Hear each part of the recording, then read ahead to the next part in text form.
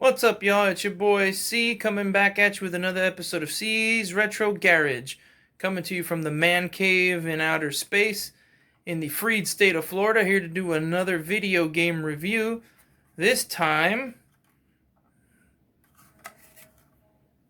Super Cobra for the Atari 5200. Let's jump in.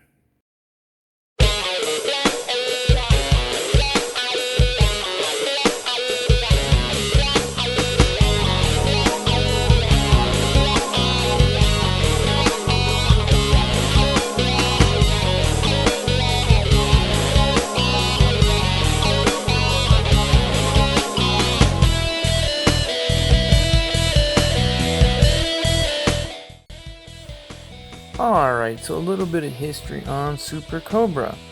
Super Cobra was an arcade title back in the 80s. I believe it was 1981, if I'm not mistaken. It might have been 1980, 1981. I believe the video game itself that came out for the Atari 5200 was actually released in 1982. It's not much of a story. It's a pretty simple story. You take control of a chopper, armed with bombs, and shoot missiles, and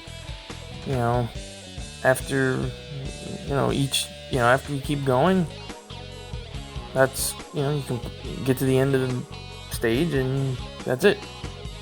Next stage. There's 10 rounds, and you're rewarded a special contest for picking up your little rewards along the way. Now, there was a particular interface that came with this game, which was the Master Play interface, and it made the game a lot easier to control. Super Cobra is considered one of the duds, actually, of the 5200 game library. It just was not well received for the home platform as it was in the arcade. More than anything has to do with the play control. Now, again, what do you blame? Do you blame the actual game or the actual controllers that the 5200 came with? That's your call, your opinion. It was a sequel to a game Scramble that came out before, but just didn't have the same type of flair that Scramble did. But hey, it is what it is. Remember, this is the early 80s, so there isn't a whole lot to say about Super Cobra. Again, it is a arcade title. It's a shoot 'em up title. Pretty simple. Blow everything up, get through the stage, get the bonuses, and the prizes. Get your bonuses, and that's it. That's pretty much it. There's not much to it. All right, let's game. Alright, so let's adjust the camera a little bit there so we can kind of fit the whole game into the picture. This is going to be Super Cobra. As you can see there, Parker Brothers, back when they used to make games, just like this one. Of course, Konami, Super Cobra, 1983. Let's get to it. So, start blowing shit up. This is a shoot 'em up game. I just got shot. That's okay. Super Cobra is pretty much how I remember it. Nothing special, but fun. Shoot 'em up, blast them, kind of go fast, go slow, avoid getting hit. Don't do what I just did because I died.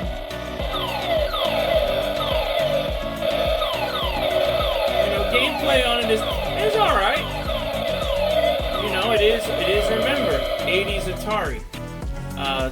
And with these wonderful 5200 controllers that, you know, a lot of times I always wonder if the failure of the system was really as simple as these shitty controllers.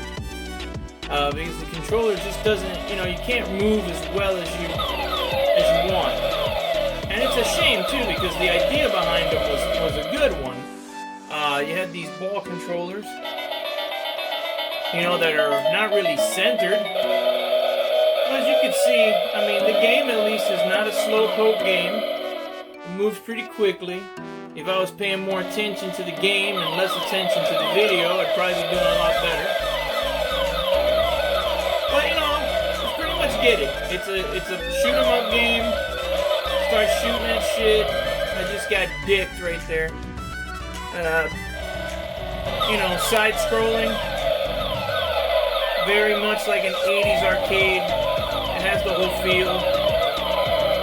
It will make your thumb a little bit sore. Thankfully for me, I am ambidextrous, so I can switch over to the other hand. And when you switch over to the other hand, it does alleviate some of that strain on your thumbs. The reason this is an issue is because, you know, I just got shot, who cares? The reason this is an issue is because it is, you know, 2021, and everybody has smartphones. So everybody probably has some kind of degenerative condition on their joints and their thumbs from playing around with their damn phones. Me, it's 20 years of, you know, being in IT, that this kind of happens no matter what. And I keep crashing into that goddamn rock above. Gameplay's not bad. It is great if you're ambidextrous. Right now I'm just kind of steering it with my left. And I don't see how the hell I keep hitting that top part, man. Let me see what the hell's going on. Or am I getting shot and I'm just not noticing it? But graphics are not bad. You know, decent. There, I got shot. Decent, you know, for 1983. It's pretty good. Pretty fast game.